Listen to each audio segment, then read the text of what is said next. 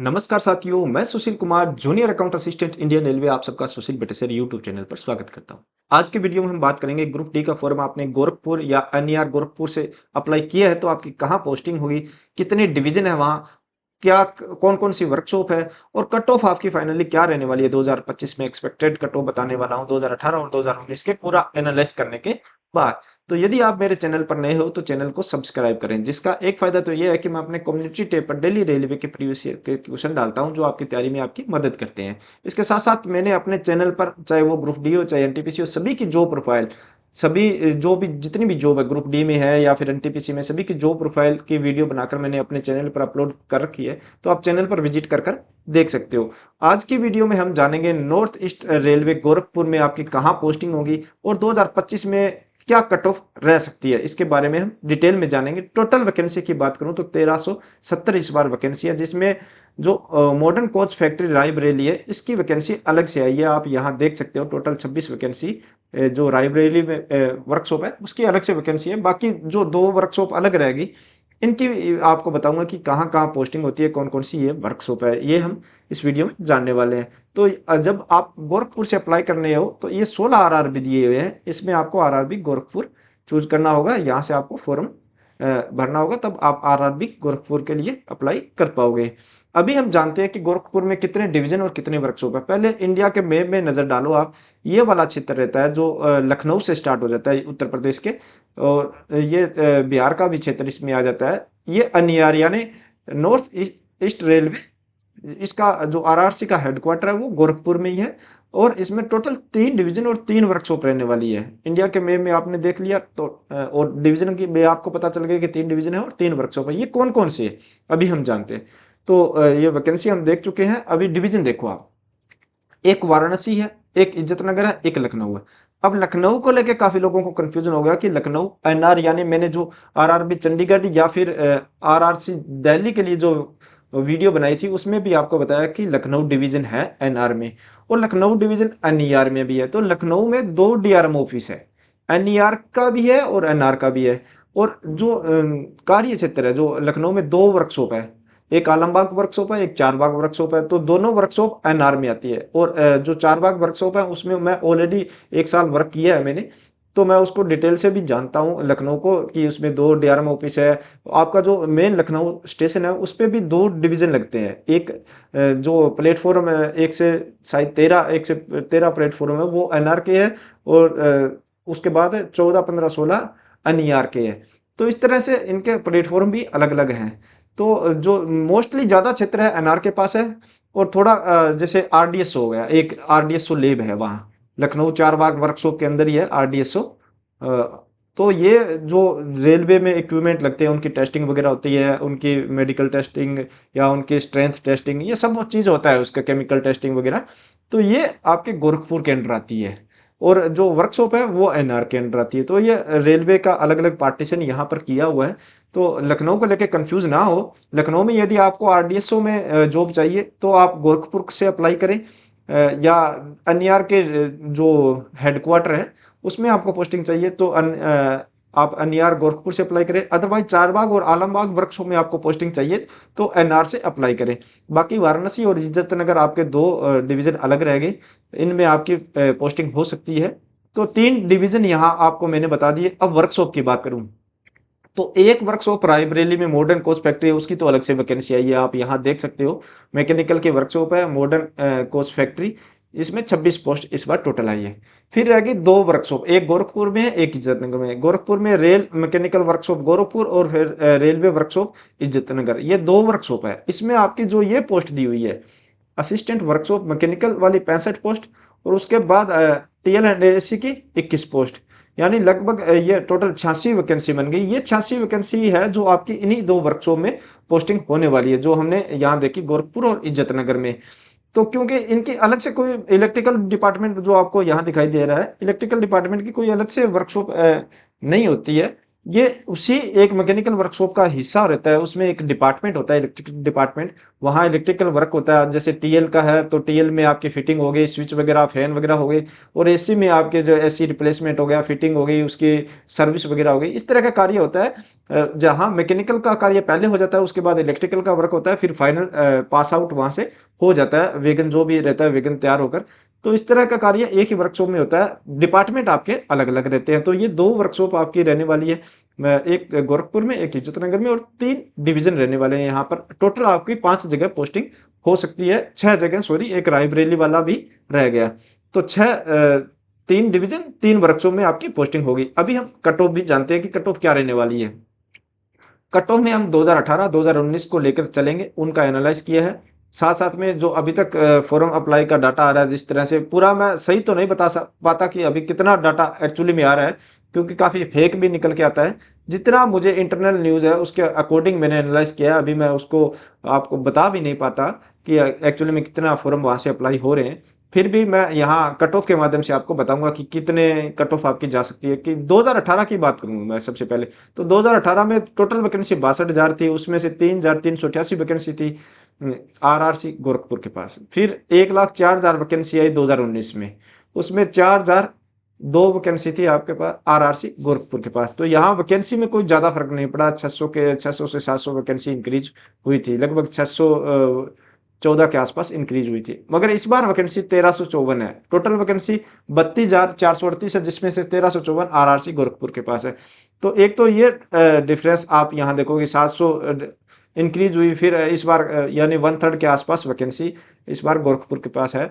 तो सीधा सीधा कट ऑफ पर ये असर पड़ेगा। दूसरा, यहाँ इस बार एनआर या फिर जो एनसीआर, ये जो वाले नॉर्थ सेंट्रल रेलवे हो गया या फिर नॉर्थर्न रेलवे हो गया, इनमें भी वैकेंसी, लिमिटेड वैकेंसी है।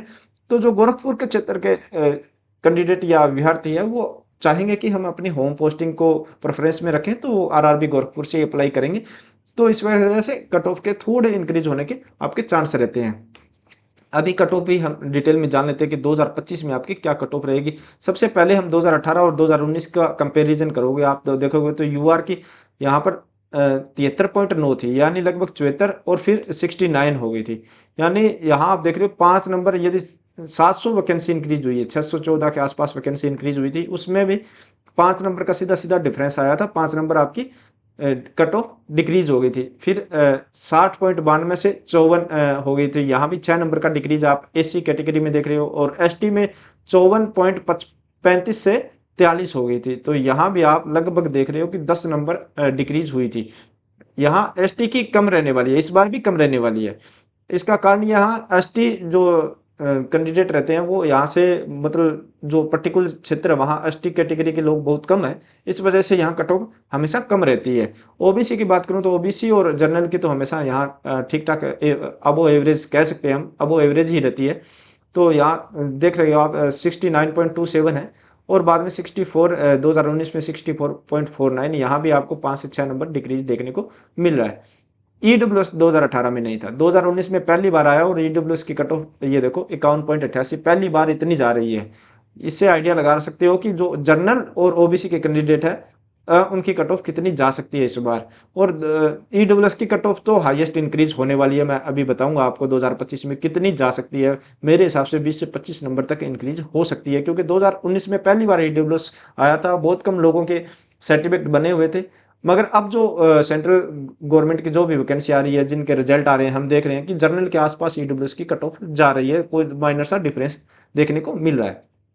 2025 की बात करूं अब कि क्या कट ऑफ रह सकती है, तो 2025 में हम यूआर की बात करें, यानी जनरल कैटेगरी की बात करें, तो जनरल कैटेगरी की कट ऑफ मानकर चलो कि 78 से लेकर 83 के बीच में आपकी रहने वाली है। और ये जो मैं कट ऑफ बता रहा हूँ, ये आपके सीबीटी एग्जाम के पीटी के लिए कट ऑफ बता रहा हूँ। यानी जो फिजिकली एफिशिएंसी टेस्ट होगा आपका, जो दौड़ होगी आपकी, उसके लिए कट ऑफ आपको बता रहा हूँ।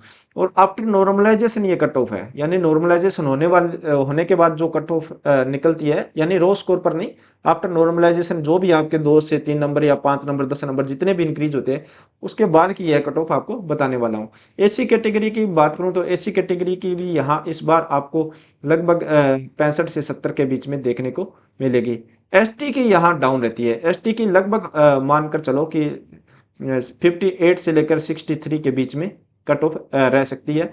और ओबीसी की और जनरल की तो मैंने बता दिया आपको हाईएस्ट रहती है। ओबीसी की बात करूं तो लगभग 75 से लेकर 80 के बीच में रहने वाली है। और ईडब्ल्यूएस की पिछली बार 51.88 थी, यहाँ इस बार 20 नंबर तक इंक्रीज हो सकता है। लगभग यहाँ 71 से 76 के बीच में आपकी ईडब्ल्यूएस की कट ऑफ रहने वाली है।